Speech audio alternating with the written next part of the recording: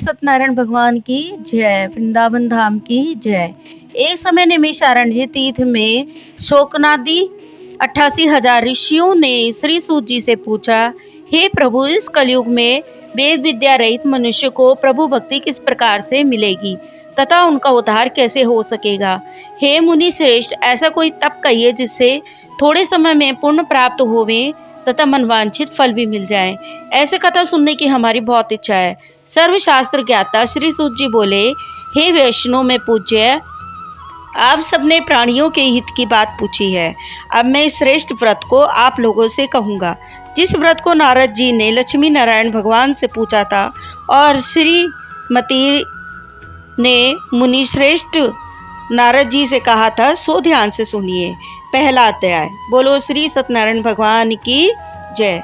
एक समय योगीराज नारद जी दूसरों की हित की इच्छा से अनेक लोगों में घूमते मृत्युलोक में जा पहुँचे, जहाँ उन्हें योगियों में जन्मे हुए प्राय सभी मनुष्यों को अपने कर्मों को भोगते हुए देख के बहुत दुखी हुए, क्योंकि बहुत पीड़ित थे वे सब। किस यत्न के करने से निश्चय ही प्राणियों के दुखों का नाश हो सकेगा, ऐसे मन में विचार कर विष्णु लोक को गए। वहाँ श्वेत वर्ण और 4 भुजाओं वाले देवों के ईश नारायण को देखे उनके हाथ में चक्र, शंख, गदा, पद्म थे तथा वरमाला भी पहने हुए थे। स्तुति करने लगे, हे भगवान, आप अत्यंत भक्ति शक्ति संपन्न है। मन तथा वाणी भी आपको नहीं पा सकती। आपका आदि मध्य अंत भी नहीं है। आप निर्गुण स्वयं सृष्टि के आदि भूत व भक्तों के दुखों को नष्ट करने वाले हो। आपको मेरा नमस्कार है। नारद जी के इस प्रकार स्तुति कर विष्णु भगवान बोले, हे श्रेष्ठ मुनि, आपके मन में क्या है? आप किसका काम के लिए आगमन हुआ है? निसंकोच मुझसे कहिए। तब नारद जी बोले, मृत्युलोक में सब मनुष्य को अनेक योनियों में दुख पैदा हुए अपने अपने कर्मों द्वारा अनेक प्रकार से दुखी होते देख मैं बहुत दुखी हुआ हूँ। यदि आज मुझ पे दया करते हैं तो बतलाइए कि उन मनुष्यों के सब दुखों को कैसे दूर किया जा सकता है। श्री विष्णु भगवान जी बोले, हे नारद, मनुष्य की भलाई के लिए तुमने बहुत अच्छी बात पूछी है। जिस काम को करने से मनुष्य मोह से छूट जाता है वह मैं बतलाता हूँ, सुनो। बहुत पुण्य देने वाला स्वर्ग व मृत्युलोक से दोनों से दुर्लभ एक उत्तम व्रत है। आज मैं प्रेमवश होकर तुमसे कहता हूँ, श्री सत्यनारायण भगवान का ये व्रत अच्छी तरह विधि पूर्वक करके मनुष्य धरती पे आपर्युक्त सुख भोग करके मरने पर मोक्ष प्राप्त होता है। श्री भगवान के वचन सुन के नारद जी बोले, हे भगवान, उस व्रत का फल क्या होता है? क्या विधान है और इस व्रत को कब किया जाता है और किस दिन ये व्रत करना चाहिए? विस्तार से कहिए। विष्णु भगवान बोले, हे नारद, दुख शोक आदि को दूर करने वाला, धन धान्य को बढ़ाने वाला, सौभाग्य तथा संतान को देने वाला, ये व्रत सब स्थानों पे विजयी करने वाला, भक्ति और श्रद्धा के साथ में किसी भी दिन मनुष्य श्री सत्यनारायण भगवान की प्रातः काल के समय ब्राह्मणों को और बंधुओं के साथ में धर्मपरायण होकर पूजा करे। भक्ति भाव से नैवेद्य, केले के फल, शक्कर, घी, दूध और गेहूं का आटा सवाया लेवें और सब पदार्थों को भगवान को अर्पण कर देवे। तब बंधुओं सहित ब्राह्मणों को भोजन करवाए पश्चात स्वयं भोजन करे। रात्रि में नृत्य गीत आदि का आयोजन कर सत्यनारायण भगवान का स्मरण करते हुए सब व्यतीत करे। इस तरह से व्रत करने से मनुष्य का इच्छा निश्चय ही पूरी हो जाती है। विशेष रूप से कलिकाल भूमि पर यह मोक्ष का सरल उपाय। बोलो सत्यनारायण भगवान की जय। दूसरा अध्याय। सूची बोले कि हे ऋषियों, जिसने पहले समय में इस व्रत को किया उसके इतिहास में तुम्हें बतलाता हूँ। सुंदर काशी नगरी में एक अत्यंत निर्धन ब्राह्मण रहता था। वह भूख और प्यास से बेचैन नित्य पृथ्वी पर घूमता रहता। ब्राह्मणों से प्रेम करने वाले भगवान ने ब्राह्मण को दुखी देख करके बूढ़े ब्राह्मण का रूप धारण करके उसके पास जा पहुंचे और पूछा, हे विप्र, तुमने नित्य दुखी होके पृथ्वी पर क्यों घूम रहे हो? हे ब्राह्मण, ये सब मुझसे कहो, मैं सुनना चाहता हूँ। ब्राह्मण बोला कि मैं निर्धन ब्राह्मण हूँ, भिक्षा के लिए पृथ्वी पे घूमता हूँ। हे भगवान, यदि आप मुझसे इससे छुटकारा पाने का कोई उपाय जानते हो तो कृपा कर मुझे बताइए। फिर ब्राह्मण बोला, हे विप्र, सत्यनारायण भगवान का मनवांछित फल देने वाले है, इसलिए तुम उनका पूजन करो, जिसके करने मात्र से मनुष्य सब दुखों से मुक्त हो जाता है। ब्राह्मण को व्रत का सारा विधान बतलाकर बूढ़े ब्राह्मण का रूप धारण करे हुए सत्यनारायण भगवान अंतर ध्यान हो गए। जिस व्रत को वृद्ध ब्राह्मण ने बतलाया था मैं उसको करूंगा, यह निश्चय करके उसको रात में नींद नहीं आई। वह सवेरे उठकर सत्यनारायण के व्रत के निश्चय करके भिक्षा के लिए चले गया। उस दिन उसको भिक्षा में बहुत सा धन मिला, जिससे बंधु बांधवों के साथ उसने धर्मपरायण भगवान का व्रत करा। इसके करने से ब्राह्मण के सब दुख दूर हो गए और अनेक प्रकार की संपत्तियों से युक्त हो गया। उस समय वह ब्राह्मण हर मास व्रत करने लगा। इस तरह सत्यनारायण भगवान के व्रत को जो करेगा वह मनुष्य सब दुखों से छूट जाएगा। इस तरह नारद जी से सत्यनारायण भगवान का कहा हुआ ये व्रत तुमने किया। हे विप्रो, अब मैं और क्या कहूँ। ऋषि बोले कि हे मुनीश्वर, संसार में इस ब्राह्मण से सुन करके किस किसने इस व्रत को किया था वह सब भी हम सुनना चाहते हैं। इसके लिए हमारे मन में जिज्ञासा है। सूत जी बोले कि हे मुनियों, जिसने पहले इस व्रत को किया वह भी सुनो। एक समय ब्राह्मण धन और ऐश्वर्य के अनुसार बंधु बांधवों के साथ में व्रत करने को तैयार हुआ। उसी समय एक लकड़ी बेचने वाला बूढ़ा आदमी आया और बाहर लकड़ियों को रख करके ब्राह्मण के मकान में गया। प्यास से दुखी लकड़हारा उस व्रत को करते देखे ब्राह्मण को नमस्कार करने लगा। आप ये क्या कर रहे हैं और इसके करने से क्या फल मिलता है, कृपया करके मुझे बताइए। ब्राह्मण ने कहा, सब मनोकामनाओं को पूरा करने वाले सत्यनारायण भगवान का व्रत है। इसकी ही कृपा से मेरे यहाँ पे धन धान्य की वृद्धि हुई है। ब्राह्मण के इस व्रत के बारे में जानकर लकड़हारा बहुत प्रसन्न हुआ। चरणामत लेकर के और प्रसाद खाने के बाद अपने घर को गया। अगले दिन लकड़हारे ने अपने मन में ये विचार कर संकल्प किया, यदि आज ग्राम में लकड़ी बेचने से मुझे जो धन मिलेगा उसी से मैं सत्यनारायण देव का उत्तम व्रत करूंगा। यह मन में विचार कर वह बूढ़ा आदमी लकड़ियां सर पर रख करके जिस नगरी में धनवान लोग रहते थे ऐसे सुंदर नगर में गया। उस दिन उसने लकड़ियों का दाम पहले से 2 गुना और 4 गुना तक वह बूढ़ा लकड़हारा दाम ले और अति प्रसन्न होकर के पके केले के शक्कर, घी, दूध, दही और गेहूं का चूर्ण इत्यादि सत्यनारायण भगवान के व्रत की कुल सामग्रियों को लेकर के अपने घर को चला गया। फिर उसने अपने भाई बंधुओं को बुलाकर विधि के साथ में भगवान का पूजन और व्रत किया। उस व्रत के प्रभाव से बूढ़ा लकड़हारा धन, पुत्र आदि से युक्त हुआ और संसार के समस्त सुख को भोग करके वैकुंठ को चला गया।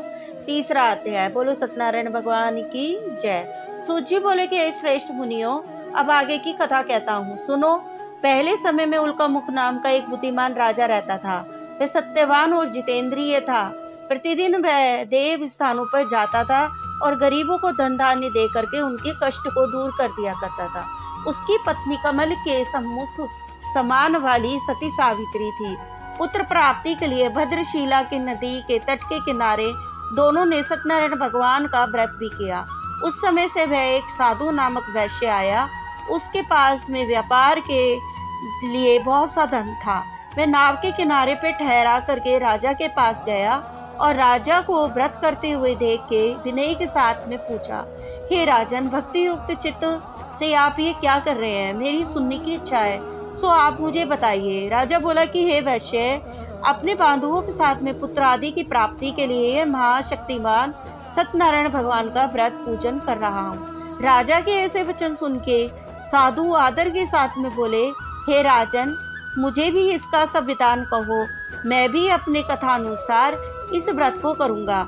मेरे भी कोई संतान नहीं है। मुझे विश्वास है कि इस व्रत के करने से निश्चय ही होगी। राजा से ये विधान सुन करके व्यापार से निवृत्त होकर वे आनंद के साथ में अपने घर को चला गया। साधु ने अपनी स्त्री को संतान देने वाले इस व्रत को सुनाया और प्रण किया कि जब मेरे ये संतान होगी तब मैं इस व्रत को करूँगा। साधु के ऐसे वचन अपनी स्त्री लीलावती से कहे। भगवान की कृपा से कुछ ही महीनों में लीलावती को सुंदर कन्या का जन्म हुआ। कन्या ऐसे बढ़ने लगी जैसे शुक्ल पक्ष का चंद्रमा बढ़ता है। कन्या का नाम कलावती रखा गया। तब लीलावती ने मीठे शब्दों में अपने पति से कहा कि आपने वचन लिया था व्रत करने का, तो उसको पूरा करिए। तो साधु बोला कि हे प्रिय, मैं इसके विवाह में करूँगा। इस प्रकार अपनी पत्नी को आश्वासन देके नगर के बाहर को चला गया। कलावती विप्र गृह में रह कर के बड़ी हो गई। साधु ने जब नगर में अपनी सखियों के साथ में पुत्री को खेलते हुए देखा, दूत बुला करके कहा कि पुत्री के वास्ते सुयोग्य वर देख कर लाओ।